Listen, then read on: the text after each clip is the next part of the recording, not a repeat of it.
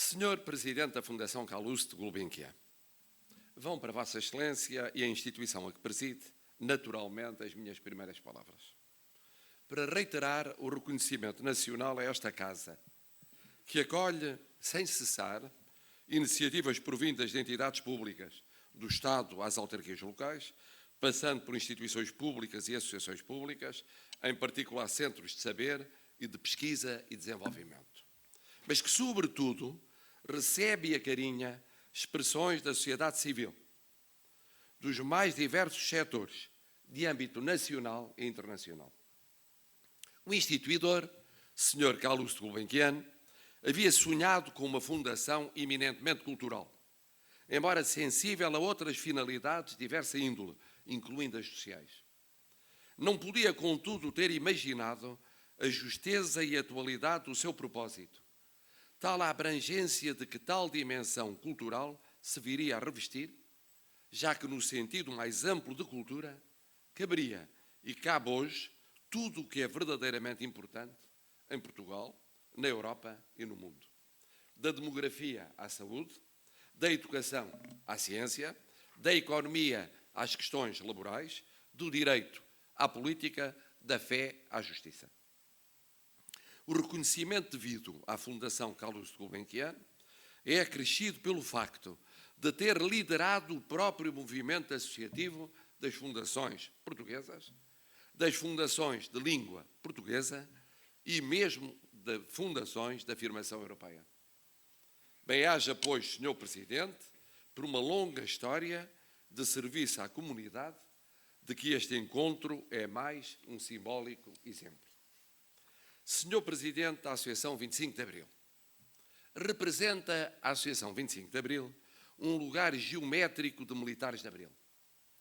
E nessa medida é depositária de uma memória essencial para a evocação e a explicação de um momento ímpar da nossa história recente.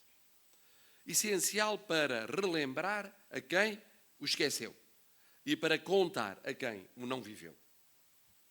Mas para muitos, duas dúvidas suscitava a associação. Não seria presa fácil de um estreitamento ideológico do grupo, reunindo apenas uns poucos dos militares de Abril, deixando fora do seu universo muitos mais? E não ficaria agarrado ao passado, nostálgico e revivalista, incapaz de curar do presente e de olhar para o futuro? A resposta tem sido dada ao longo dos anos de modo eloquente. Claro que os seus associados mais depressa se alinhariam com posições próximas do que se usa chamar as esquerdas, do que daquilo que é apelidado de direitas, pelo menos em termos de peso relativo. Mas não era essa a repartição tendencial nos militares de Abril, nos idos de 74 a 76? O que importa, porém, é que na associação convergem homens do 25 de Abril, mas também alguns do 16 de Março e bastantes do 25 de Novembro. Homens que durante a Revolução estiveram em barricadas diferentes e que viriam a superar caminhos muito diversos, juntando-se nesse âmbito único associativo, para o efeito contando com o magistério fundamental do seu presidente António Ramalhianes, a quem Portugal tanto deve e que só por humildade pessoal e cívica se recusou sempre a receber o marechalato que bem merecia.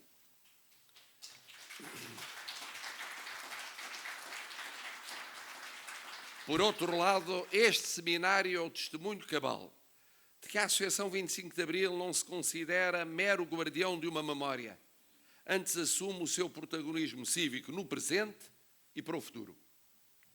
Ainda há dias tomou posição clara na defesa da liberdade de expressão, domínio em que toda a hesitação, temor ou tergiversação corre o risco de ser vista como tibieza na salvaguarda de valores democráticos essenciais.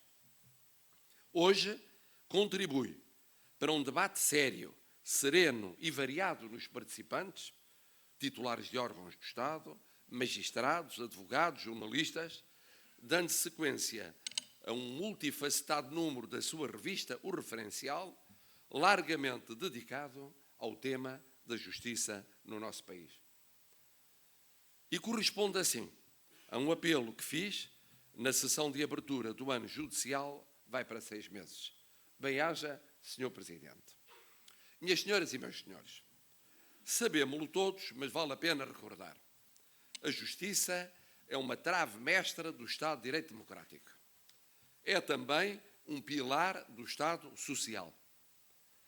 Numa e noutra destas vertentes, assume um papel insubstituível na garantia da Constituição da República Portuguesa e, de forma primordial, dos direitos fundamentais, pecúlio nuclear do seu conteúdo. Em simultâneo, ela é estratégica para o crescimento económico sustentado, isto é, duradouro, sem o qual mais complexa é a concretização do Estado Democrático de Direito, a efetivação do Estado Social e a vivificação dos direitos fundamentais. Não obstante, também todos o sabemos, se há uma área profundamente alterada pela passagem da ditadura à democracia, ela é a justiça. Pela desadministrativização da resolução dos litígios e pela exigência redobrada da tutela jurisdicional dos direitos dos cidadãos. E se há sistema permanentemente questionado pela mudança científica e tecnológica, ele é o da justiça. Na interpretação, na integração e na aplicação do direito, tal como no constante ajustamento de meios, orgânicas e procedimentos. Se aditarmos a estes desafios cumulativos a mutação acelerada da sociedade portuguesa, de um Portugal rural para um Portugal urbano metropolitano, com polarizações e assimetrias pessoais, funcionais e regionais, com a emergência de novos poderes políticos, económicos, sociais e culturais, teremos a exata noção de como o sistema de justiça, revisto no final dos anos 70 e começo dos anos 80, novamente revisitado na década de 85 a 95, abalado pela aceleração da viragem do século e fustigado pelos anos de crises de 2001 até hoje, esse sistema de justiça viveu em 40 anos, dir-se-ia que 200 dos de outrora. Não paremos, todavia, por aqui. Aditemos o acesso galopante à educação e à cultura com as inerentes exigências comunitárias. Sumemos o processo de integração europeia com o seu direito específico e a globalização com a velocidade vertiginosa da economia e das finanças sem poder político regulador. Juntemos a inflação legislativa, uma espécie de defesa de poderes políticos enfraquecidos perante fenómenos que dificilmente conseguem acompanhar e às vezes mesmo entender. E multipliquemos tudo quando fica dito, com a mediatividade destes tempos, a justiça publicada ou formada digitalmente, a participação inorgânica, as pulsões arracionais, mesmo se não irracionais, emotivas, instantâneas e imagéticas.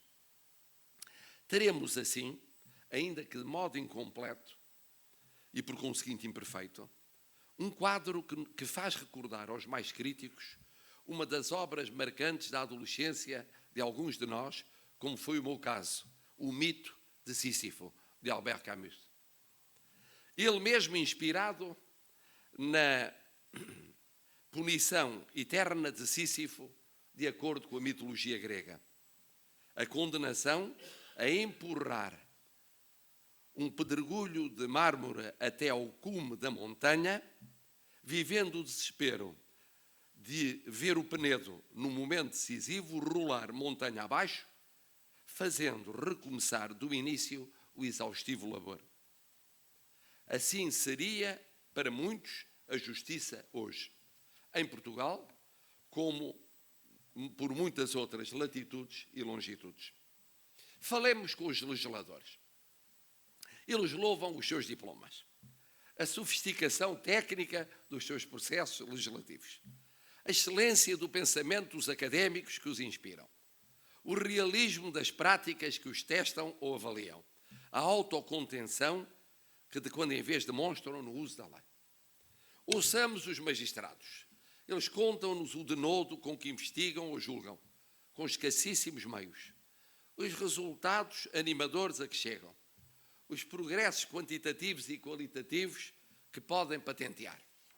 Compulsemos a comunicação social e teremos um acesso quase em tempo real ao que pode e deve ser conhecido e escrutinado no sistema e até ao mais pequeno pormenor daquilo que a lei proíbe que se saiba e que nenhum legislador quer assumir o odioso de tornar formalmente acessível, invocando para esse efeito os direitos fundamentais ou os valores da investigação, sendo certo, não obstante, que por regra a violação dessas interdições nunca levará ninguém a qualquer condenação. Por outro lado, a verdade manda que se diga que muitos e bons passos foram dados. Têm sido dados nas leis, nas estruturas e nas vias disponíveis para um melhor sistema de justiça. E, no entanto, tudo somado, sentimos todos um desconforto que não é o de Sísifo, mas que existe. Por cada centímetro de avanço, há meio, dirão os otimistas, há 2 ou 3, garantirão os pessimistas, perdidos. Mais complexa é a situação se olharmos àqueles que garantem a justiça em Portugal. Como professor de Direito, durante mais de 40 anos, posso atestar com conhecimento de causa que o nível de formação de um jurista e, portanto, de um protagonista do sistema de justiça é claramente superior nestes dias ao que era há décadas. Tem mais informação, dispõe de aberturas de horizontes, cultiva mais conhecimentos, recebe mais requintada especialização, revela sensibilidade social mais aguda. O que se pode então fazer para que tal riqueza humana tenha condições para minorar não o drama de Sísifo, mas, pelo menos, o juízo que se generalizou de que o sistema de justiça, sendo reformável e tendo progredido claramente, ainda é muito inigualitário, lento, incapaz de antecipar desafios e de lhes responder nos termos mais adequados à proteção dos direitos, ao crescimento da economia e à justiça social. Foi essa a razão de ser do meu apelo de setembro último, que não pretendia arvorar-se irrealisticamente em crença numa solução mirífica para um repto tão multifacetado e tão intrincado. A sua ambição era mais modesta. A ideia era, e é, a de dizer que sem o envolvimento prévio e determinado dos protagonistas do sistema, por vezes também chamados operadores judiciários, maneira ascética de referir titulares de órgãos de soberania e servidores da causa pública, quer públicos, quer privados, sem esse envolvimento decisivo, os diplomas mais inspirados e inspiradores não passarão de letra morta. Úteis para citações de manual ou para notas curriculares, mas pouco prestáveis para a vivência coletiva. O apelo foi ouvido e algumas convergências foram desde logo esboçando, como a relativa a custas judiciais. E não só.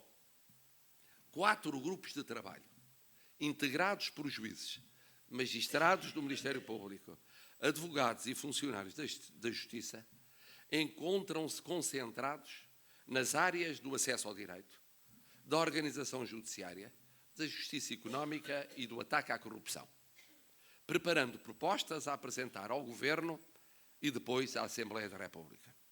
Ao mesmo tempo que o Estatuto das Magistraturas é, tudo o indica, um tema prioritário a merecer a atenção governativa. Entretanto, o trabalho de diálogo na sociedade civil continua e os debates como este prosseguem, ultrapassando acusações de corporativismo ou de distanciamento da democracia representativa. Algumas delas foram ouvidas na sequência do apelo que formulei. Mas pergunto, não é a Constituição que acolhe a democracia participativa. E o realismo e a proximidade dos aplicadores do direito não é essencial para a preparação e a reformulação desse mesmo direito? E as clivagens desta era política não aconselham uma abertura preliminar aos parceiros sociais e ao debate na sociedade civil? Em princípio, num quadro menos influenciado por cálculos eleitorais ou paraeleitorais? Ninguém de bom senso pode ignorar ou minimizar o desempenho decisivo dos órgãos de soberania, nem a necessidade de acordos, ainda que parcelares, entre partidos políticos. Como ninguém com os pés assentes na terra pode ficcionar que não há doutrinas, ideologias, opções diferenciadas, como se o direito fosse uma realidade neutral. O que se busca é suscitar convergências entre visões doutrinárias, ideológicas e políticas e sociais diversas. Convergências que possam ser realistas e duradouras. Acreditando que a intervenção daqueles que no cotidiano dão vida ao sistema de justiça ajuda, não desajuda. Apoia, não desapoia. Introduz praticabilidade e densifica a reflexão necessária. Relevo significativo merece, portanto, a sessão que, neste contexto, decorrerá sob os auspícios do Conselho Superior da Magistratura dentro de poucos dias. Dando assim enfática sequência a esta iniciativa da Associação 25 de Abril. Uma iniciativa à sua maneira pioneira, concebida para dar vida a Abril, vida à liberdade e vida à democracia, através do objetivo cimeiro de justiça igual para todos. E por isso mesmo, a ela nunca poderia faltar o Presidente da República. Presidente de uma República democrática, social, nascida em Abril, com o ideal de Abril, sempre a pensar em Portugal.